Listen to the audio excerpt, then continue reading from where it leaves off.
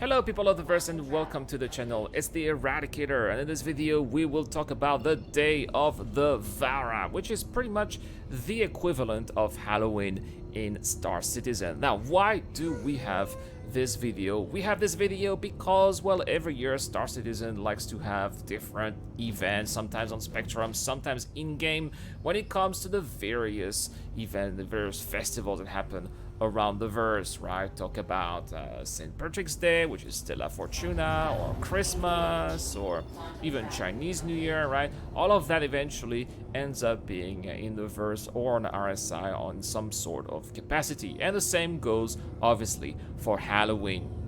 Now, last year there was a very interesting event, somewhat controversial, I gotta say.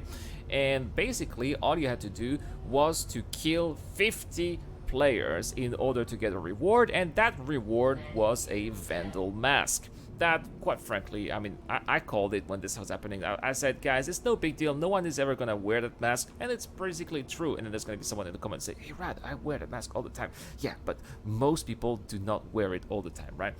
And it's kind of like more like a memorabilia, or some sort of flair that you will post later when we're gonna have our own houses in Star Citizen with full persistence. We'll just put it there for people to see and have fun, and that's basically going to be it. So, what was the deal with that mask? Well, the problem is that some people complain that it was a griefing event, right? Because, you know, you had to engage in PvP, and not everybody in Star Citizen wants to engage in PvP, which I think is okay, because Star Citizen is, you know, it's a dangerous verse out there. You know, you have to stay safe. You got to be careful.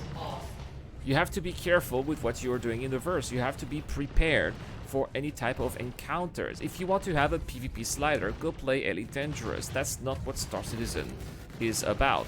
So that's something that you have to be considering when you are playing Star Citizen. You may encounter other players who may not mean well to you. Max Power here in the chat says he never wears his mask. Yeah, right? Exactly. I mean, who does, right? Plus, it looks so freaky.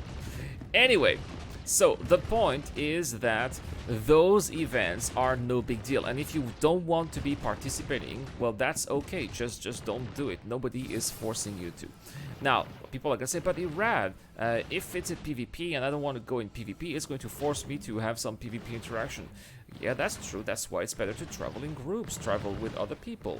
Be smart in your decisions. Travel to places or do activities where that are not so popular. Travel to places where people don't go, and you will not meet the people who want to engage in PvP. Now, there were also people who organized PvP. For example, they stayed around Grimex.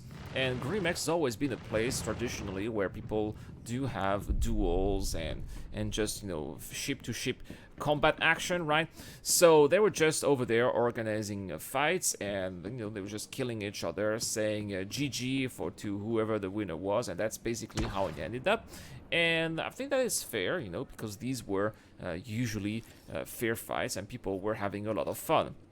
Now, there was another way to get that mask, to get those 50 kills, and this is also where the controversy lies. People found ways to cheese the event, but again, people are human beings. People are always going to cheese events. It's just what people do.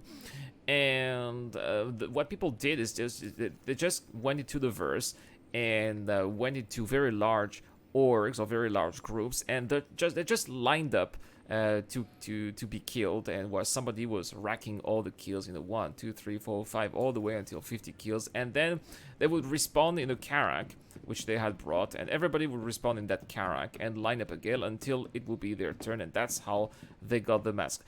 I think that this can be avoided. I think that if there's anything that CIG can learn from last year, is that perhaps if this kind of event is to be brought back again, I think it's very important that to be able to get the reward, you should not be counting the kills, but actually the amount of time that people press homicide charges against you. Because the thing is that when you press homicide charges against somebody, then you get a crime stat. And I can tell you that, guys, that if you get pressed 50 times homicide charges against you, you're gonna get a level 5 crime stat, and you're gonna have the entire verse against you. Because if you get a level 5 crime stat, you're gonna have that juicy bounty. People like me, bounty hunters, are going to be coming after you, and for that juicy money. And on top of that, let me reduce the sound here. And on top of that, it's also going to be attracting the authorities of the verse. Maybe you're gonna have some large NPCs hunting you down, right? So it's going to be involving, if people have to press charges against you when you kill people in order to get the reward, then it's going to really bring a little bit of heat, bring a little bit of action, and it's not going to allow people to just randomly, casually line up in order to get the kill. So these are that's my opinion here. That's what I think. I think that's what CIG needs to do if they want to be bringing back some PvP event for Day of the Vara. But let me know in the comment section down below, guys. What do you guys think? Would you like the Day of the Vara to come back into Star Citizen, or you thought that it was a stupid event and you don't want, PvP events like that? Let me know in the comment section down below. That's all for this video, guys. Thank you so much for watching. Have a wonderful day. This is the Eradicator. I'll see you guys later. This video is brought to you by the people who support this channel on Patreon and via the join button as well. Supporters of the channel get access to lots of cool perks, such as access to my private Discord, your question answered in the show, you get to know when I'm going to play, and also you get to have a chance to influence the editorial line of the channel. Any help is appreciated, starts at just $1 a month. Thank you very much for watching. This is the Eradicator, and I'll see you guys later.